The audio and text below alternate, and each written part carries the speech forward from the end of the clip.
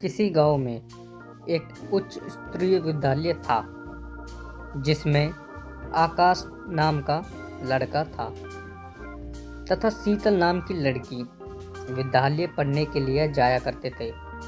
आकाश बहुत पहले से ही उसी स्कूल में पढ़ाई कर रहा था। मतलब कि आकाश की पढ़ाई उस स्कूल में क्लास 1 से ही हो रही थी।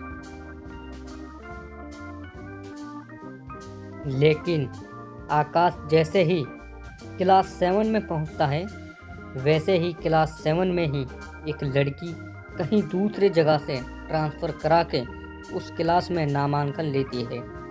दूसरे स्कूल के आने के बाद उस स्कूल में नामांकन लेने वाली उस लड़की का नाम शीतल था।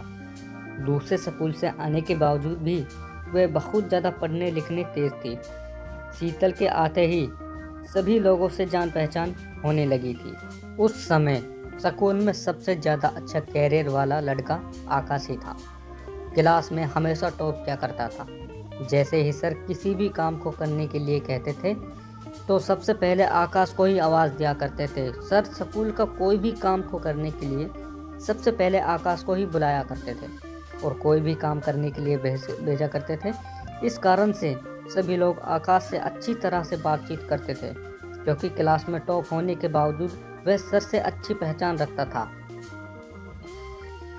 जैसे जैसे शीतल उसके बाद में पुरानी होती गई, वैसे वैसे ही उसकी दोस्ती आकाश के साथ होने लगी थी। आकाश आगे की सीट पे बैठा करता था और शीतल भी पढ़ने लिखने में काफ़ी ज़्यादा होशियार होने के कारण वह भी आगे बैठा करती थी।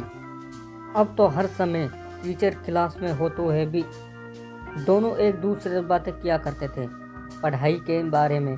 धीरे धीरे उनकी मित्रता बहुत ज़्यादा हो गई और वो एक दूसरे से बात किए बिना नहीं रह पा रहे थे।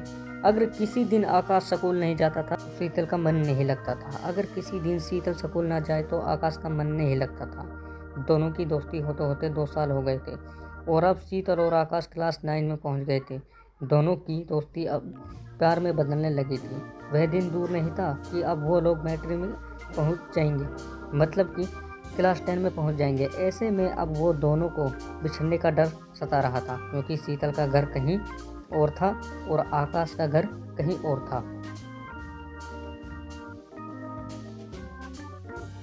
जिस कारण से दोनों को ये चिंता सताने लगी थी कि अगर हम लोग मैट्रिक की परीक्षा दे देते हैं, उसके बाद हमें स्कूल तो छोड़ना नहीं पड़ेगा, क्योंकि जिस स्कूल में वे लोग पढ़ाई करते थे वे स्कूल में केवल मैट्रिक तक की है पढ़ाई होती थी। उसके बावजूद दोनों अब एक दूसरे के बिना उदास रहने लगे थे, क्योंकि उन्हें ये जानकारी मिल गई थी कि अब 2 से 3 महीने की पढ़ाई करने के बाद अब तो हम सभी को घर ही पढ़ाई करनी पड़ेगी,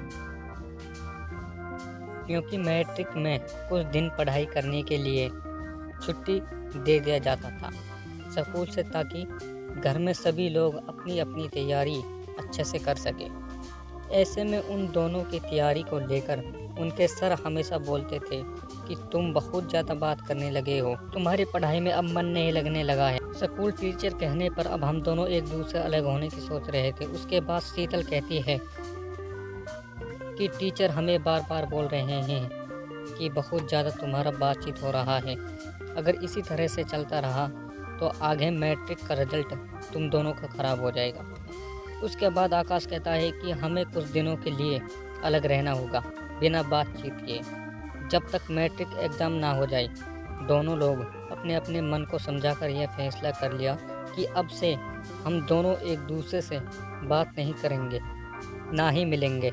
अब दोनों लोग तथा स्कूल के सभी छात्र छात्राएं स्कूल से छुट्टी हो गया था। सभी लोग अब घर में अपनी मैट्रिक की परीक्षा तैयारी कर रहे थे। साथ ही आकाश भी अपनी मैट्रिक की परीक्षा की तैयारी में दिन रात पढ़ रहा था और उधर शीतल भी अपनी मैट्रिक परीक्षा की तैयारी करने के लिए दिन रात पढ़ रही थी। जैसे जैसे मैट्रिक की परीक्षा नज़दीक आ रही थी, वैसे वैसे परीक्षा के दिन मिलने की तमन्ना दोनों को दिल में जाग रही थी। शीतल सोच रही थी कि परीक्षा देने जब जाएंगे तो हम दोनों साथ में ही जाएंगे, लेकिन आकाश में कह रहा था कि जब तक एग्ज़ाम पूरी तरह से ख़त्म नहीं हो जाते हम लोग आपस में नहीं बात करेंगे और नहीं मिलेंगे। जैसा सोचा था ठीक वैसा ही हुआ, क्योंकि मैट्रिक परीक्षा के समय शीतल के पिताजी उसके साथ स्कूल सेंटर पहुंचाने के लिए जाया करते थे, जिस कारण से आकाश चाहकर भी उससे बात नहीं कर सकता था। धीरे धीरे मैट्रिक की सभी परीक्षाएं खत्म हो गई। उसके बाद वे दोनों अब एक दूसरे से मिलने के लिए चाहते थे, लेकिन कहाँ मिलना है, इसकी जानकारी दोनों को किसी के पास भी नहीं था, क्योंकि जहाँ वे लोग रहते थे वहाँ एक गांव था और गांव में मिलने के लिए पार्क इत्यादि नहीं होते थे। साथ ही गांव के लोगों में इतना ज़्यादा कठोर नियम और एकता होती है कि वो लोग कभी भी एक दूसरे को मिलते हुए नहीं देख सकते हैं, क्योंकि गांव में ऐसा नियम नहीं चलता है। सभी लोग अपने फ़ायदे में रहते थे और सभी लोग अपने बेटे बेटियां को नियम के अनुसार चलने पर फोर्स करते हैं। मैट्रिक की परीक्षा को ख़त्म हो चुकी थी, लेकिन इसके बावजूद भी दोनों एक दूसरे से नहीं मिल पा रहे थे। लेकिन एक दिन दोनों की अचानक मुलाकात होती है। वैसे परीक्षा देने के लगभग 4-5 साल बाद जैसे ही दोनों की मुलाकात होती है, वैसे ही शीतल के मन में बहुत ज़्यादा खुशी होती है कि अब तो उसका प्यार उसे मिल गया। लेकिन जब शीतल आकाश से मिलती है तो उसकी खुशी पूरी तरह से ख़त्म हो जाती है, क्योंकि जब आकाश शीतल से मिलता है तो कहता है कि मैं तुम्हें अपनी शादी के कार्ड देने आया हूँ। मेरी शादी 1 हफ्ते बाद है, तुम ज़रूर मेरी शादी में आना। इतना सुनते ही शीतल का आकाश की शादी का कार्ड लेकर अपने घर की तरफ चल पड़ी है।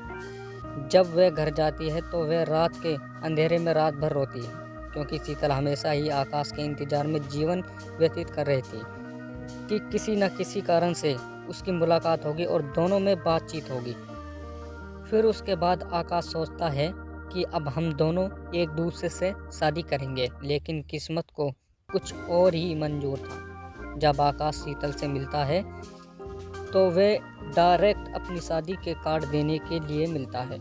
आकाश की शादी नहीं हुई और वह शादी के दिन शीतल के आने का इंतजार कर रहा था, लेकिन शीतल की तरफ से ना ही कोई मैसेज आया और ना ही मेल। शादी के दूसरे दिन, मतलब किसी दिन शादी पूरे होने वाली थी, उस दिन एक गिफ्ट का डब्बा किसी के द्वारा आकाश को मिलता है। आकाश गिफ्ट के डिब्बा को देखकर बहुत खुश हो जाता है, क्योंकि उस पर जो शीतल का नाम लिखा हुआ था वह उस डिब्बे को खोलने के लिए पूरी तरह से बेताब था, क्योंकि उसकी पसंद की लड़की, मतलब किसी की जिससे वह बचपन से प्यार करता था, उसका गिफ्ट आया था उसके लिए। आकाश को विश्वास नहीं हो रहा था। जैसे ही आकाश उस डिब्बे को खोलता है तो देखता है कि उसमें एक छोटा सा मनुष्य का दिल रखा हुआ है, जिसमें से खून टपक रहा है। साथ ही वहाँ एक चिट्ठी लिखी पड़ी हुई थी, जिसमें लिखा हुआ था, तुम शादी तो कर रहे हो लेकिन अपना दिल ले जाना भूल गए हो।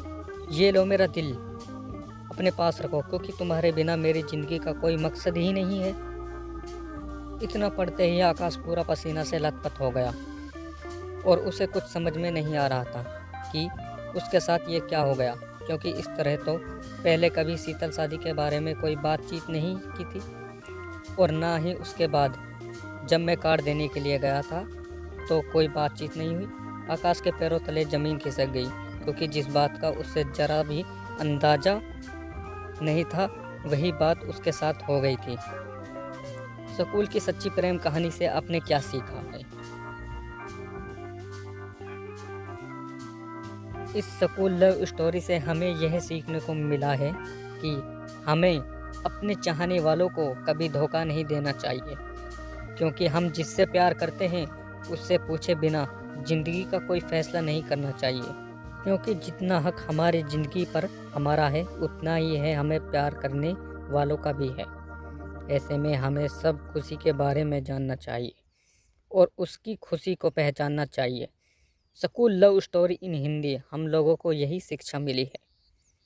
हमारे चैनल को लाइक, शेयर, सब्सक्राइब ज़रूर करें। रोज़ाना ऐसी वीडियो मिलेगी।